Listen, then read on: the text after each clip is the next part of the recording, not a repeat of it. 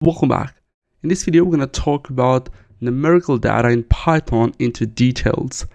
Integers, as we saw in the previous chapter, are numerical data types that are comprised of whole numbers.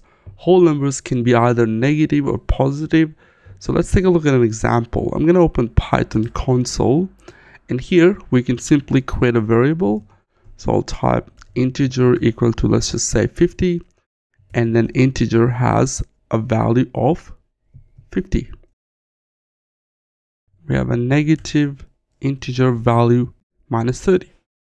Additionally, Python have unlimited precision. This means that there is no limit how large they can store a number. So I mentioned that Python has unlimited precision, but that does not mean actually it's unlimited, because if you have like 4 GB of RAM in your computer versus 8 GB, so the more memory you have, the longer number you can store into a variable. Another numerical type supported by Python is floating point numbers. The type of this kind of a value is a float. As we've seen in a previous chapter, just to refresh your memory, floating point number is 3.50. Now what makes it floating point? This decimal point. Let's learn something new. We're going to talk about how we can import libraries into your Python file, or you can import different modules. Maybe it's a built-in module or a third party created by someone you can bring into your code.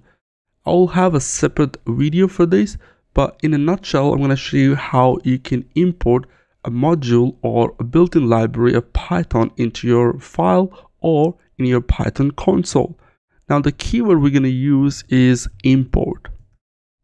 Import keyword lets you import built-in Python libraries. The module we're going to be importing is going to be math. So we import math, which is a built-in Python library that provides access to different mathematical functions. Let's take a look at what's available in math module. So I'm going to go to help utility, and here I'm going to type math, press return. Once I type return, it is going to give me a documentation for math module, and here you can see it's listing out pretty much all the functions available in math module. So let's go and take a look at. So these are the functions available. You can use this acos function, a cosh function, async function. One function that I would like to use here to give you a sense of how we can use a math library, which is a built-in one. So here we have floor. So it returns the floor of x as an integral. So let's use that. I'm going to refresh the Python console, and here I would like to create x equal to 3 dot. Now here we have x. I'm going to import math, and then I'm going to use math.floor, and I'm going to pass in x. It's going to return 3. So as you can see, it's returning the floor value of this number, or we could say this floating point number. We've seen the documentation of math module in help utility. I'd like to take you to the website. So here's the link, docs.python.org/library math.html.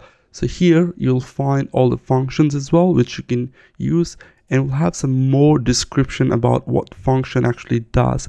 It's a complete list of math module. I would highly recommend go and read about the functions available in math module. We're going to be using a lot of functions from math module down the road in the course. There's so many of them, so we cannot cover each and every function, but this is a page that's gonna tell you what the function does.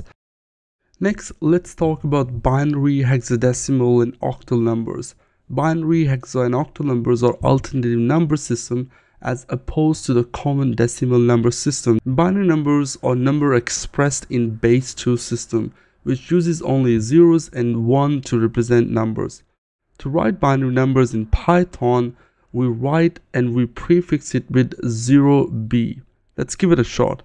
In the Python console, I'm going to type 0b, and I'm going to type some binary number. So 111, return, and then it's going to tell you what's the binary equal to in decimal number. So if you say 0b1010, and it's going to return the number.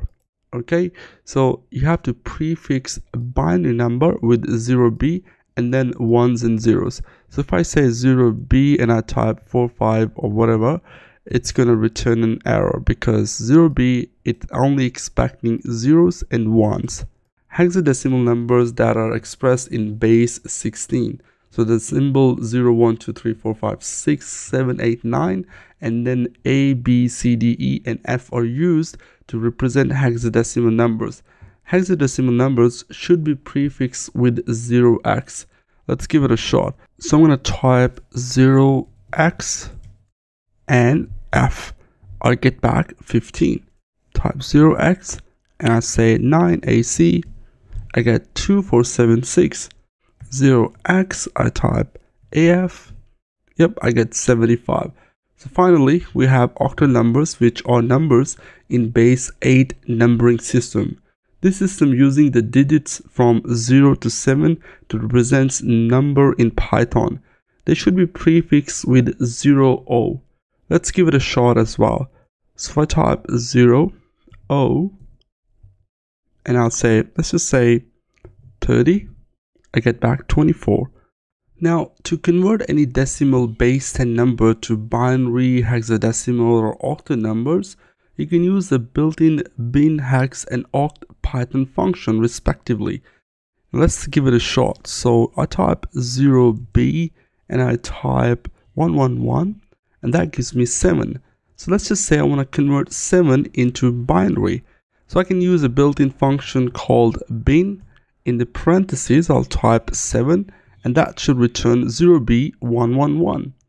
Let's give it a shot with some other numbers. So I'll type 0b, I'll type some gibberish here and I'll press enter. Now it's causing an error. Why it's causing an error? Because it is not a binary number. It's basically zeros or 1. So if I type 0b1010 and I get 170. I'm going to use the bin function and I type it in 170, and as you can see we got 0b101010 and 10. Now this is binary conversion from decimal to binary. We can convert hexadecimal number by using hex function. So let's give it a shot as well. So I'll type 0x, let's just say 2bc. What do I get? 700. I'm going to convert that 700 to the hex. So I'll type hex and then I'll use 700 as a value, press return, and you get 0x to BC. Similarly, you can convert octal numbers from decimal. So I'll say OCT and I give it a number, let's just say 70, and I get back 00106. So if I type 00106, do I get 70 back? Yes, I do get 70 back. So these are hexadecimal, octal number, and binary numbers, and we've seen the conversion as well. Now, in the next video, we are going to take an exercise in which we take an input from a user and then convert it according to the user request.